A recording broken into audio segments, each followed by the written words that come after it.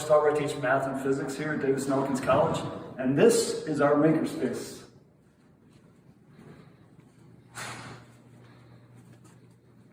So laser cutter in the corner. We've got two different types of 3D printers. This is your typical extrusion printer, and this is our resin printer. And this is new for us, a printed circuit board etch mill. And here in the corner we have an ESD soldering station. So let me show you some of the cool things that you can make with these things. Starting off, we have a little RFID scanner here. You just scan your access card. And this unlocks this little latch here to give you access to the space. And perhaps you're thinking, wow, that is really cool. How do I get access to the makerspace? Well, I'll tell you. You take a little online certification class. It takes about 20 minutes, and then you get some familiarization training, either with me or some of the student leaders like Matthew Weintraub, and we'll give you one of these little fobs, which can give you 24/7 access to the makerspace. So here's some of the things that students have made.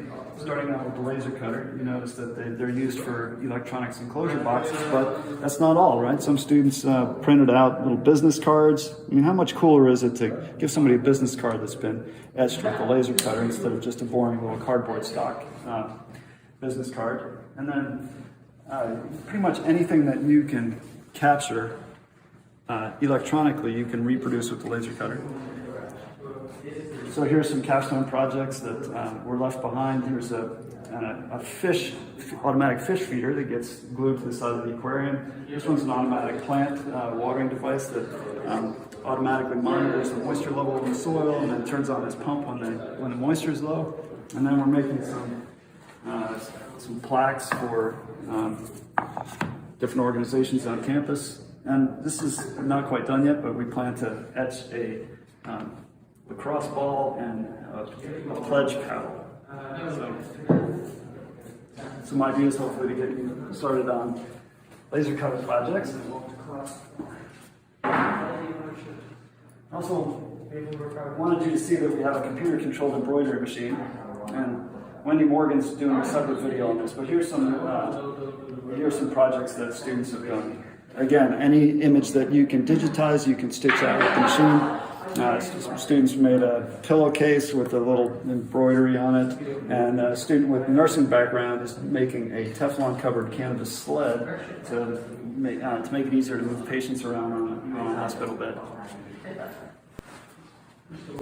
And here's some things that have been made with the 3D printer. So I mentioned that we have two different kinds of 3D printers. One is the sort of classical extrusion 3D printer, which you can use to make boxes like this. Here's a little ring box that somebody made. And a castle and things like that. These are all done with the extrusion printer. So is T-Rex. But our resin printer is capable of really fine detailed prints. I don't know if you can kind of see that, but I mean, that's something that would be very difficult to with the extrusion printer. Or little figurines like that. And last year, the year before, we had a team from Davis and Elkins College go to Oklahoma to compete in an international robotics competition. And every bit of this, except for this little bit of 2x4, was printed out with the 3D printer. And they won Judge's Choice because there's nothing here that's commercial off the shelf. Everything is homemade. And the idea was we wanted to navigate an obstacle course in Oklahoma while controlling it here from D&E. And the brain of the device is this postcard-sized microcontroller called an ESP8266. And I'll show you some more of those in a second.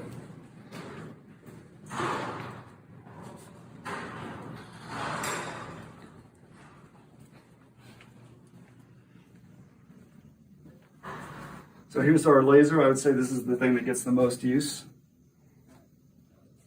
And our extrusion printer. So this is the one that just extrudes plastic from this tip and builds up your print one layer at a time. And then this is our SLA printer. And the idea here, it's a little bit like Terminator 3. This foot goes down in this bath full of liquid resin, and there's an LED screen that illuminates one layer at a time, and as your print is developed, it pulls it out of the bath. And this is our new addition, the printed circuit board etch mill. And it gives us a capability that no schools in the area have. In fact, not even the Tier 1 school in Morgantown can do this right now. So we can make double-sided printed circuit boards. the idea is you take a copper-clad board like this. It's a copper-clad fiberglass board, and you can etch out you design your circuit in a free program like Eagle, and then you can etch out the top and the bottom, and then route out the outside edge. This is the way we used to do it. If you just put a mask on top of a piece of copper and then you dip it in ferric chloride, eventually you'll get something like this. It's not nearly as clean or neat, and you're not able to do two-sided boards with this. The idea is, once you create a printed circuit board, you populate it with electronic components. You solder it at our ESD soldering station, and then you can't just deliver this to a customer like this. You're going to want to put it into some kind of enclosure, which is where you would use your 3D printer or your laser cutter to make a box for it, hopefully some artistically rendered box.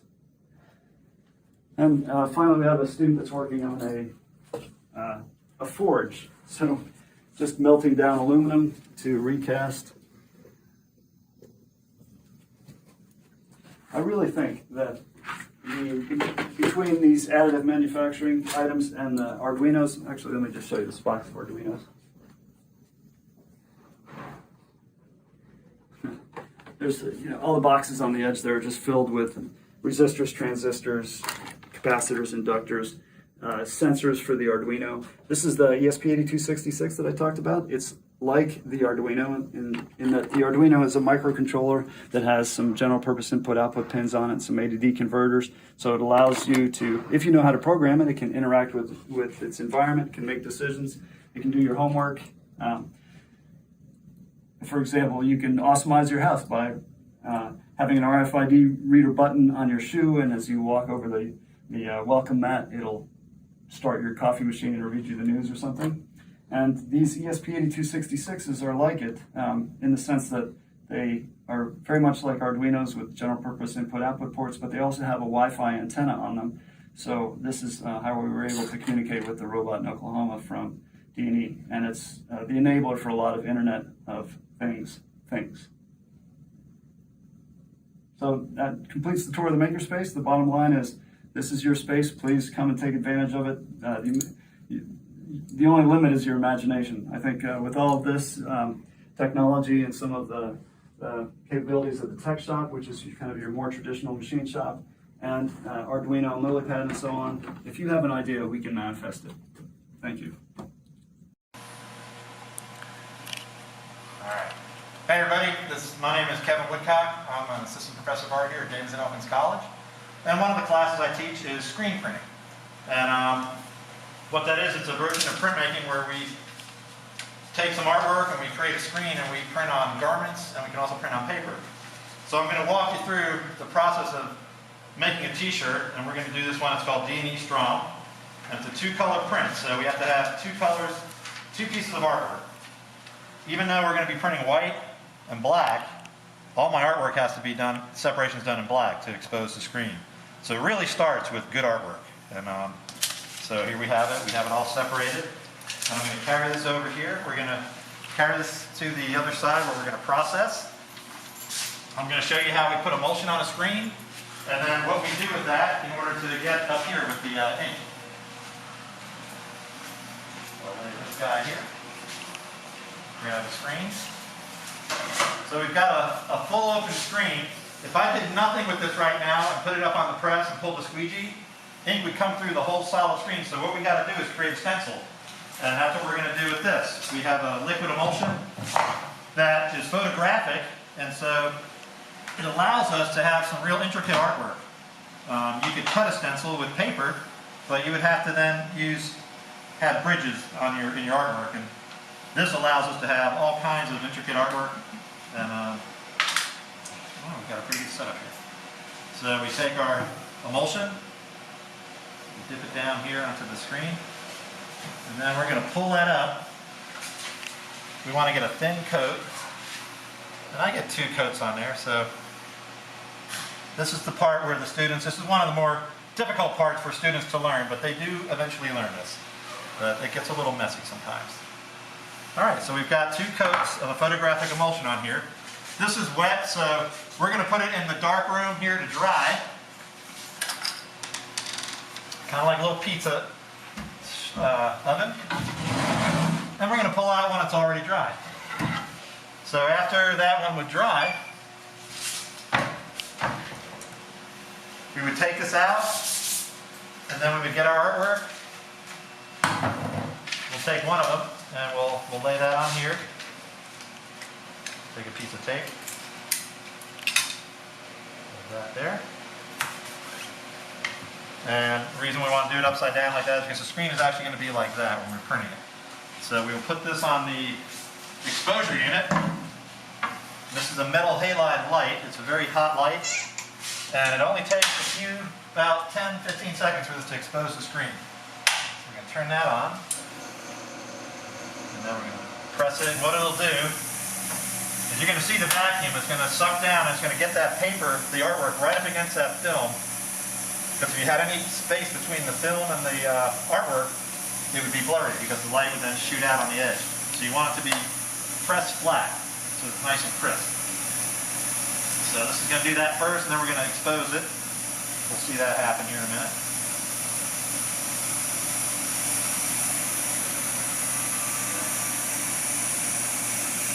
Down.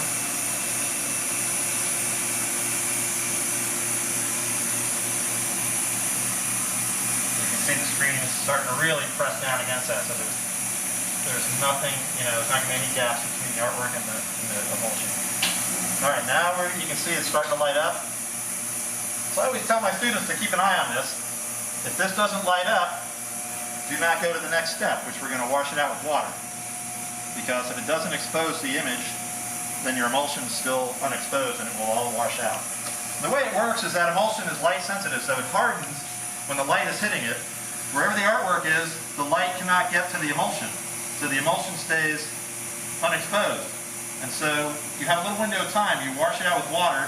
The exposed emulsion stays on the screen because it's hardened, but the unexposed emulsion washes out, and that's basically your artwork. And that allows us to have very intricate artwork. All right, so it's done. And we're going to take that off. We don't need the artwork anymore. Doesn't look like anything's happened, but in a few minutes you're going to see the artwork is going to be open screen. And that's going to get louder.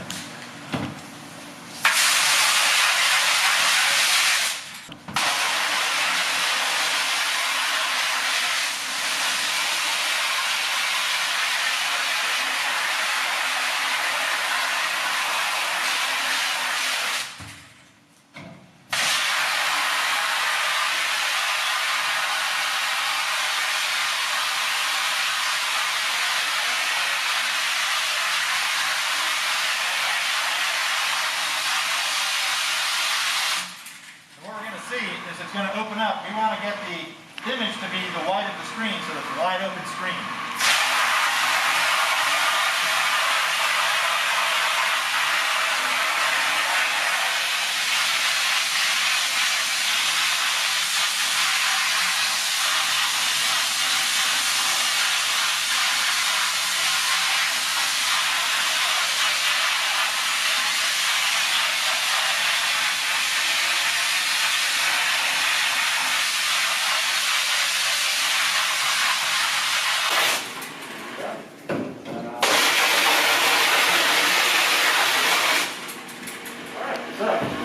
Right now we've got a wet screen. This is wide open, which means the ink will go right through there. So we got to let this dry. We will put it away in the corner to let it dry, and then we'll go over to this press where we already have one ready to go. All right, so we've got our screens all washed out. They've dried, and then I've taped up the edges so that our ink will not go through these open areas. So right now we've got the ampersand screen, which you saw me wash out, and it's pretty well controlled. Where the only ink's going to come through is where the artwork is. So we put our white ink in here, and then we've got the other screen. It's a two-screen job. We have the D&E Strong is in black, and I've got those registered to come down where they need to come down. We've got a little notch right here. So the beauty is this comes down like that, and it comes in place. If I needed to do it again, it would come right down in the same place. So what I'm going to do, I'm going to do the black first on this, and then I'll do the white. So we've got a squeegee. Basically, we're going to try to ride this corner edge. We don't want to go too low. We don't want to go too high. So we're going to do like a 45-degree angle, And you just basically push and pull. And then I'll do another one. Push and pull. And now we're going to leave this guy here. We'll lift it up. So I pushed the ink through the screen, and there we have our nice stencil. And now we're going to do our white on here.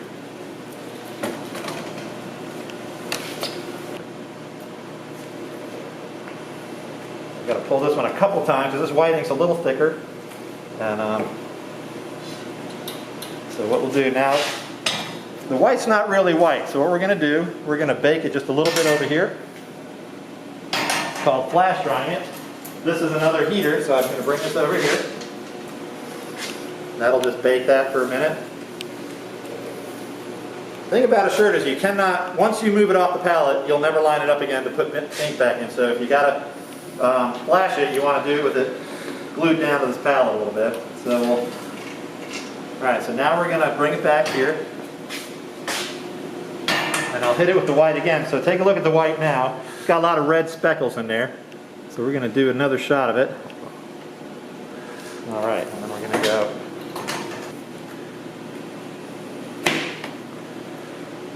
So we get the white. Nice white. And there you have it. We would take this off then.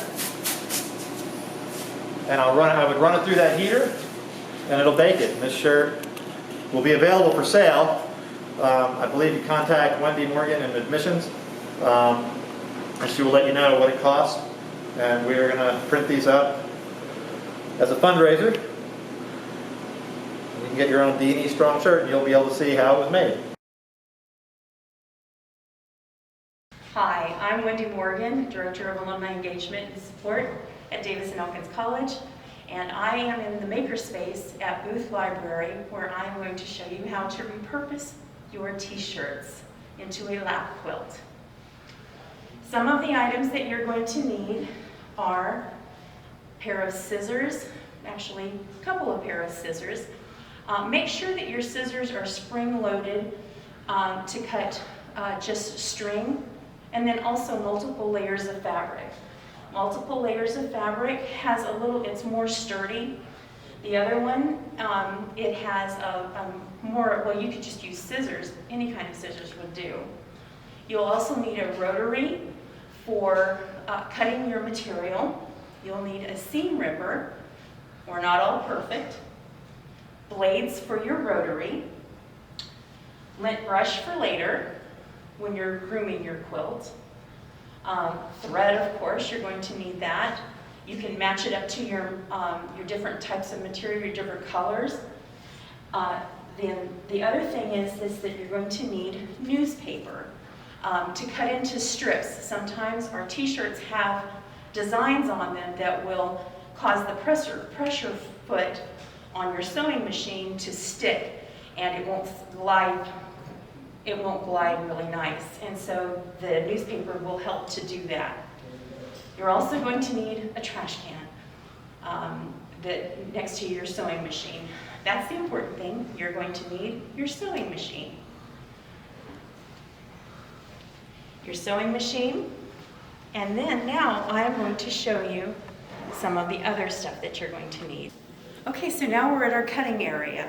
We have our sewing machine. But we also have this wonderful cutting board here. The Makerspace has these on all of their tables.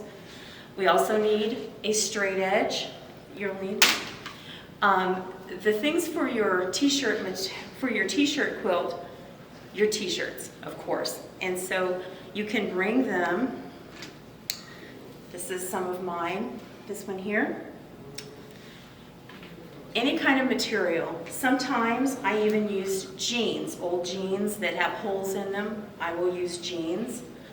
The other thing, there's three things that you will need for this quilt in particular. You will need your t-shirt material or any other material that you would want to use. You'll need the inside, which is Osnaburg. It's OSNA. B-U-R-G. It's a type of muslin. You can also use old sheets. The backing is flannel. and you can use any color that you want to match with your, either match with your quilt or make it a crazy quilt and use all kinds of different material. You can also use on the backing, the back side of your t-shirt if you wanted to do. Okay, so now we're ready to go. What I'm going to do is I'm going to move this stuff over here just a little bit. We are going to start with this t-shirt. This one here is double-sided, as you can see. We have a big print there, and then over here we have this small one. You can use both of those if you want, but in my case here, I'm only going to use this back one. So, all right, so we are ready to cut our first one.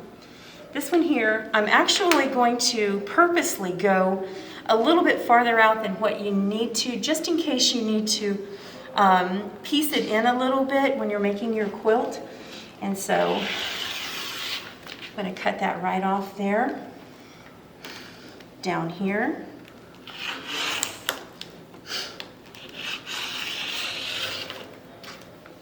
Right there, right there. We'll put our scraps right there. Up here at the top, if you go up high, all the way across, see, the rotary works great. What you can do from up here is kind of line up your edges. Now, this doesn't matter because I'm probably going to be cutting it from there anyway. And then you have the two different pieces. If I wanted to, I could make this into a square and make it however big I wanted it to be.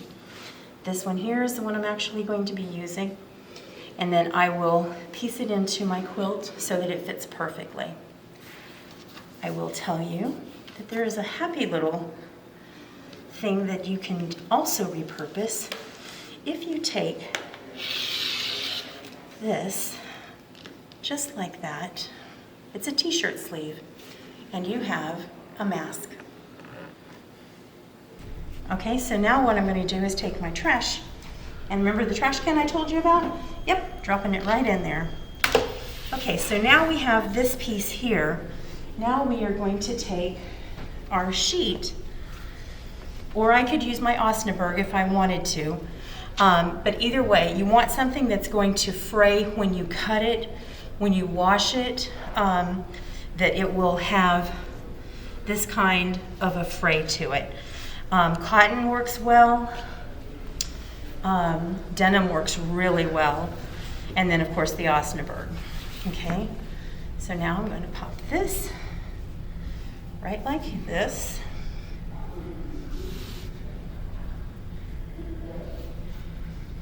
The blue does not show through, and whenever I put them together, the blue will actually add more color. And so it'll be really pretty when it pops. Okay? Now I don't need this because I already have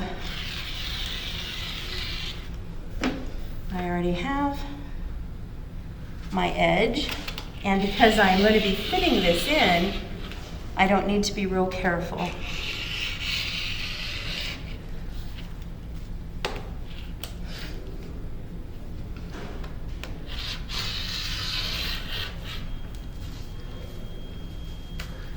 Those pieces there.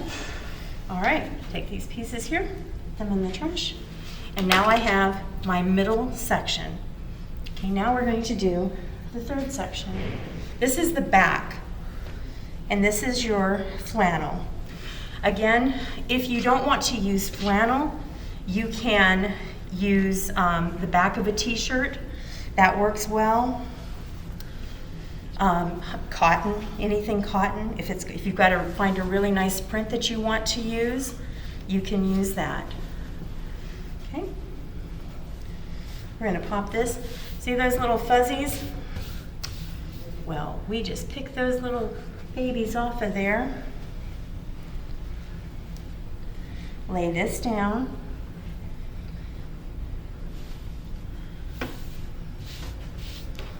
Make sure it's you don't got a bunch of wrinkles underneath of it.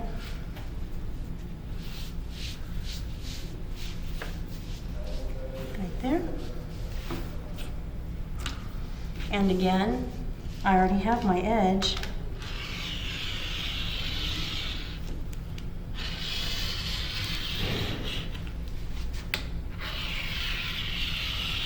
I will tell you one thing about your flannel or any of the material that you get. It has like a really hard, kind of like a hard edge. If you can go on the inside of that whenever you're making one of these quilts, this doesn't fray real well. You just cut that right off. Okay, now, oops. So this is what we're going to be working with, one of the pieces.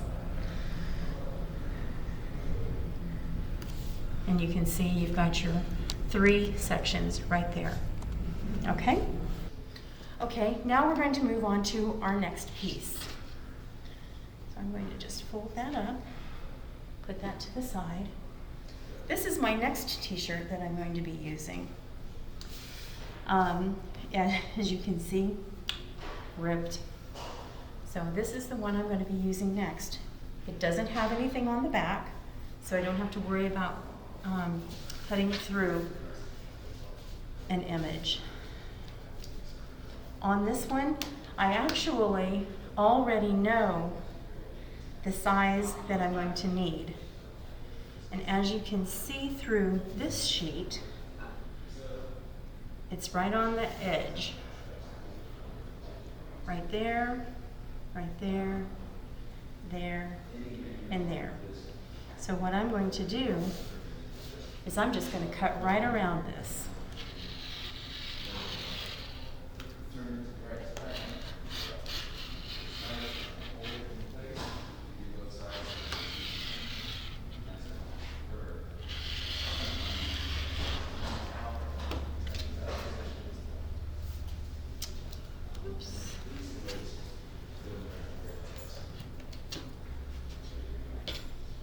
And there we are.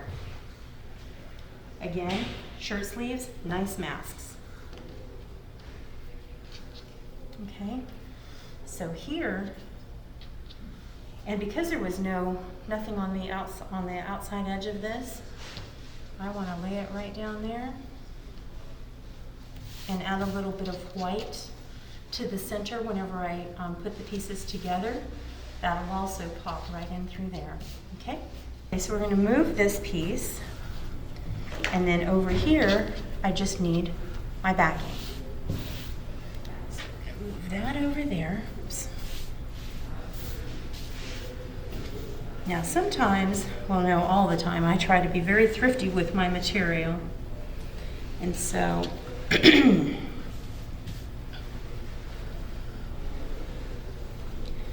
line this up. Just so happens that that will fit in there perfectly. Just like that. And again, just right around the edges.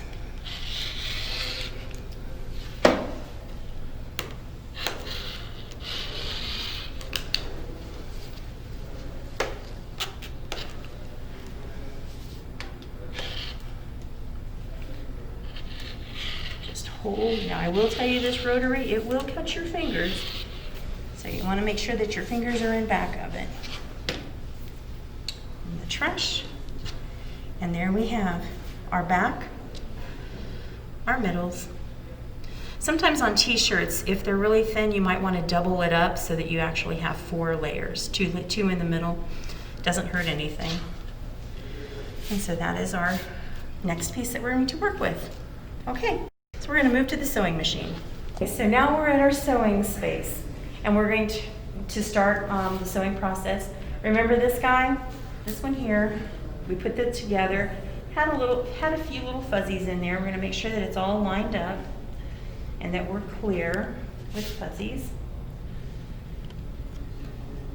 One thing I will tell you about using a sheet If you have white material, make sure that your sheet is plain, because it will show through. So we're going to leave that all ready here. Go on the other side of that.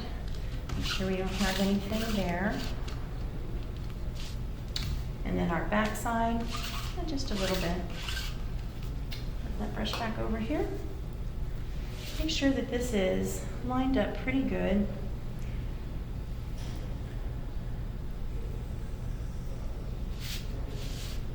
Like so. Remember I told you about the newspaper. This is where you're going to need it. This here has, this would absolutely catch with your presser foot. And so right here is what we're going to do. And we are actually going to quilt each piece before we put it all together.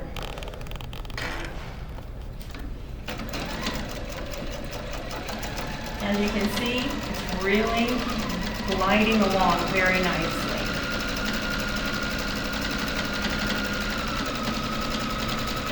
Do a reverse on it, and then a cut. And it just tears right off. And do the other side. Oops. There we go. Do the same thing. And just follow it. Make sure that it's in the middle of your piece here. So you go right in the middle and just down.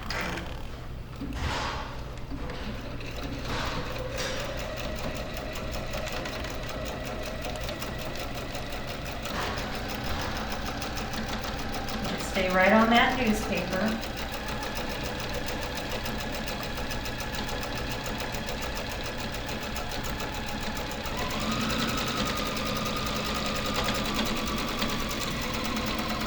Reverse. Okay. Okay. So that piece is done. Now what's really fun is that your needle actually puts a perforation and you just tear it right off.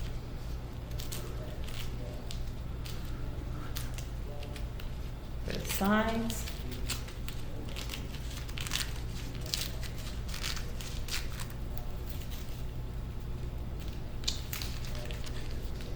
Fold it over, makes it a little bit easier. Both sides. Now you'll notice there's a couple of little pieces that stay in there. No problem. When you put it in the washer, we'll take it right out.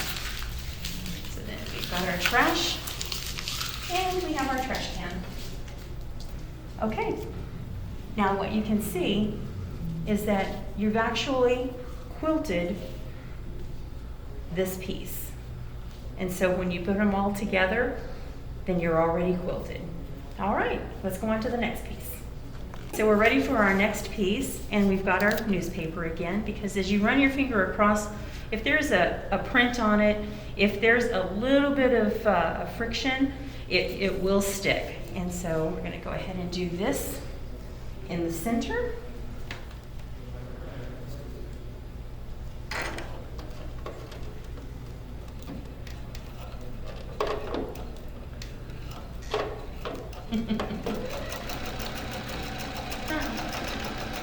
And just stay right on your newspaper.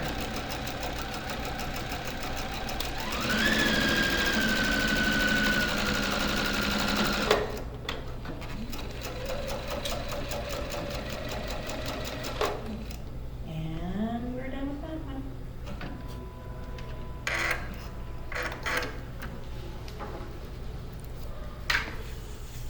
Right there. And one more across this side.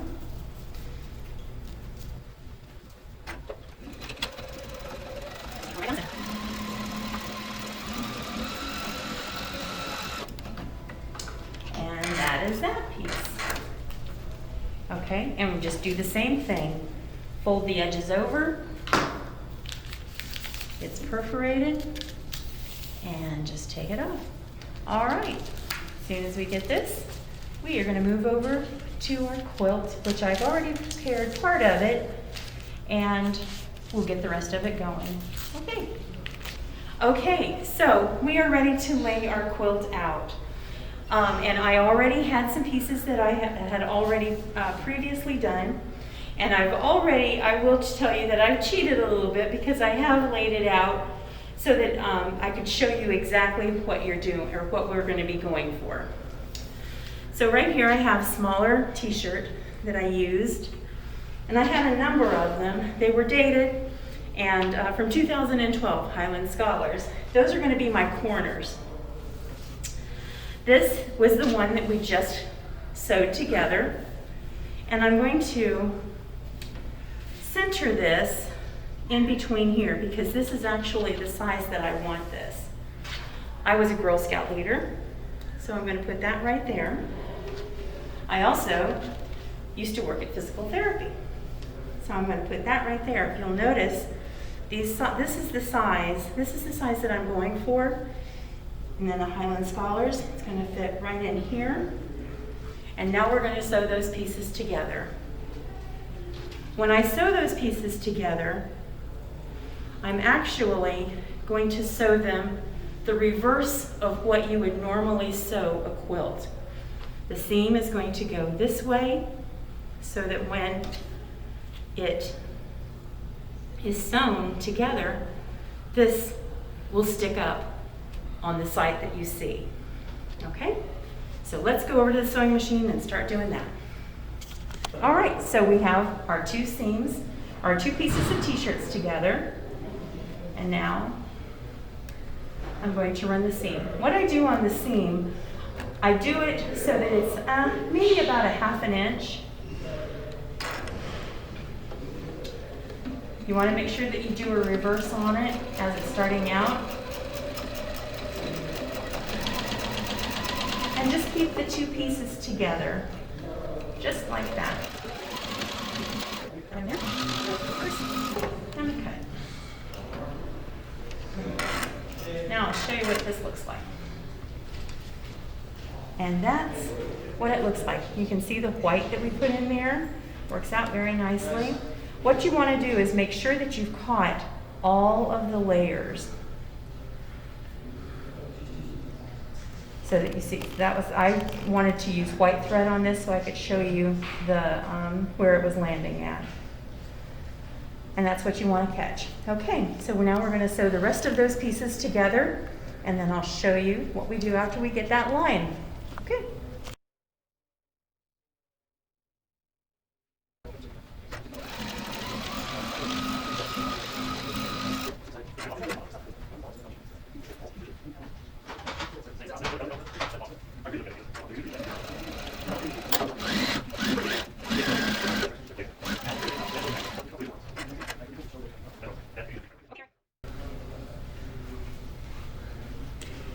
And now it's all put together.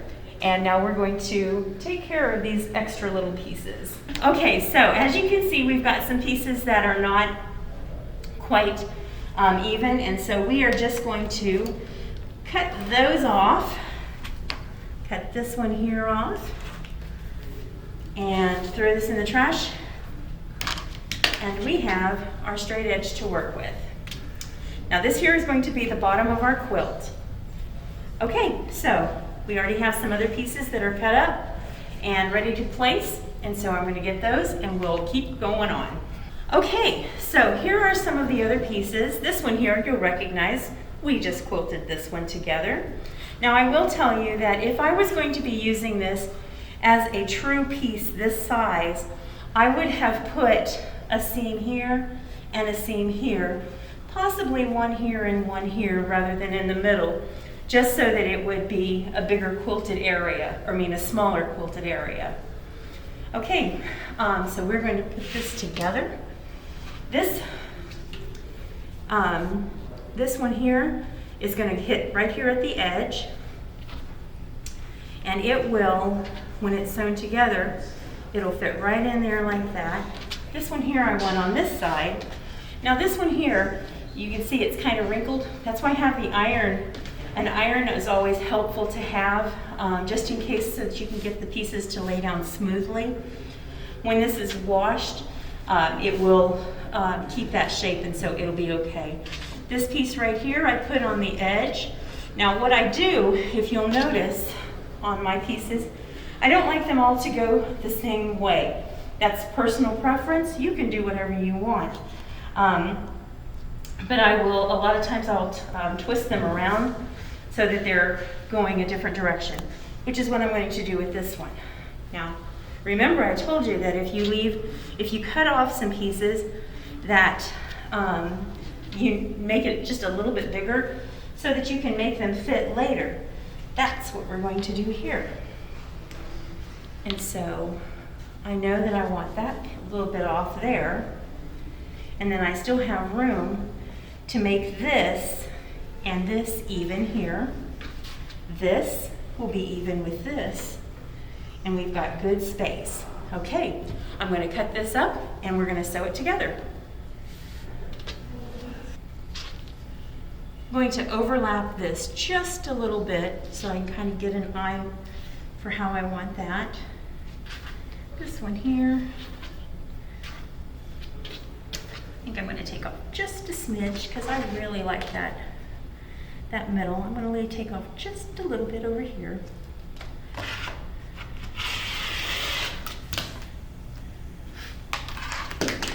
Make sure that I'm still meeting my edges here.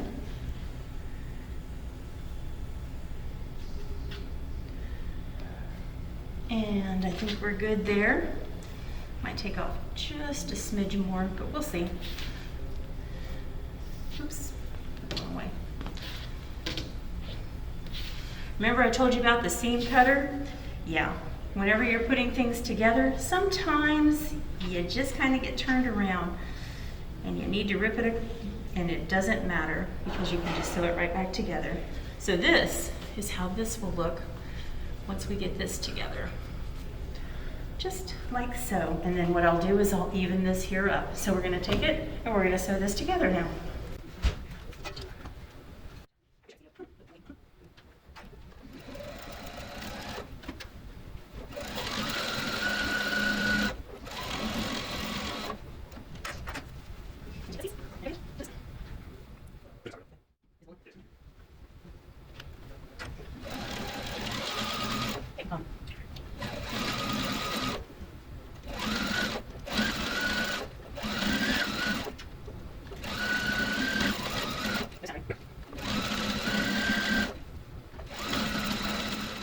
So now, this was a piece that I had already done and I had already put together.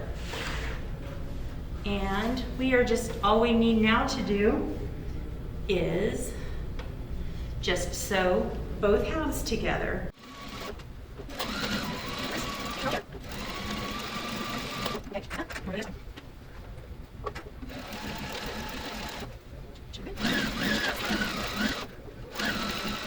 All right, we have our quilt put together. And as you can see, we've got a little bit of extra over here. So again, I'm going to take my straight edge, just line that up, and cut it off. On the other side, I'll just flip this around.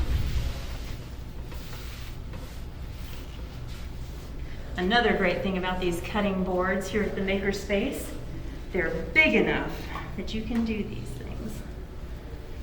Okay, so this one here, I've got a little bit extra this whole way down because I'm measuring from here. And so I'm just going to cut that off. And cut that one off. Oops.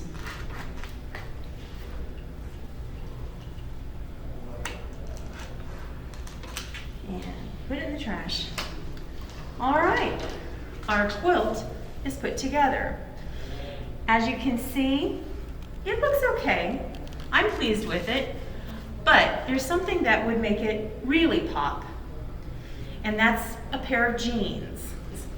Everyone has a pair of old Holy jeans, Maybe you want to just make them into cutoffs, but you can still use this material. Blue jeans is really, really fun to work with, and it frays really nice, as you can see. So what we're going to do, we're going to cut these up, and actually I already cut up a pair, and I'm going to show you what this looks like. When you put this up against this, it really pops. Okay, so I have these pieces prepared, and so what we're going to do is just sew them along the borders, just like that.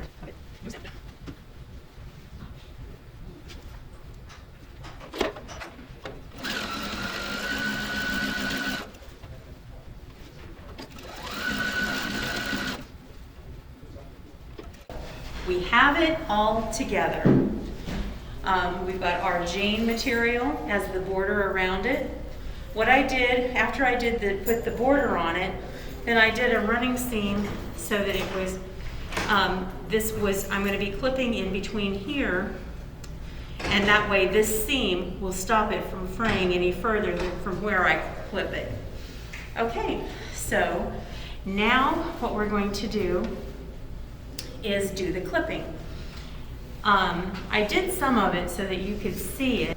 That's what we're going to be doing around all of it. Now I will tell you it is a little bit time consuming, but you can do this while you're watching TV, listening to some music, talking with friends, and it goes pretty quick. Okay, hang on just 1 minute and I'll get my clippers. Okay, so what I also will do is in between where the pieces came together, there's one side that's laying over, and I'll take these heavy duty ones because remember it goes through several pieces of material, and I'll cut it so that it loosens it up a little bit. Just like that. On each side. Make sure that you don't hit the material or the actual shirt. You don't want to cut any of the seams, and so you want to stay on this side of the line. So when you start clipping, it is just like that. Again, you want something with a spring in it so that it will it'll spring back and it's much easier. Okay, so we're going to start going to town and clipping that. What I'll do is I'll make this here, free these up because it does make it go quicker. All right, so we'll see you back here in just a few minutes. Okay, so what I did was I went around and I clipped all of these spaces here to make them free. I did a little bit of clipping on this one here so that you could see what it looks like in the raw state. And if you do this, you can see the fuzzies that will, well, they're all over. And so what I did was I have another quilt that is completely finished, and so I want to show you what that looks like. I'm going to put this one right here. This is the one that I did just to show you the different ways that you can do things. Now remember, this one here has different shapes and sizes of my t-shirts. But if you have t-shirts that you want them all to be uniform in the squares, you can do it like this. And that's perfectly fine. Again, be as creative as you want to. But you could see on this one here how the fuzzies, whoops, this is in the raw version, this is in the final version. Once you have this all clipped, you will wash and dry the quilt 3 times. That's what I do. Another way that you can do it is wash the quilt, shake the quilt outside because it will have fuzzies. And then you wash the quilt, you shake the quilt, you wash the quilt, you shake the quilt, and you dry it. So there's 2 different ways you can do it. I do prefer to do the wash and dry 3 times. Not only that, but it gives it a real soft, either way it'll be a real soft edge where it's frayed at. You will have lint it's very common, different, the flannels and stuff, whatever color you're using. Of course it'll be different colors, but it also makes a good fire starter. Okay, now after this is done, and you've got it out of the wash, then you will have to groom it. And this side here is already groomed, but I wanted to show you what you're grooming.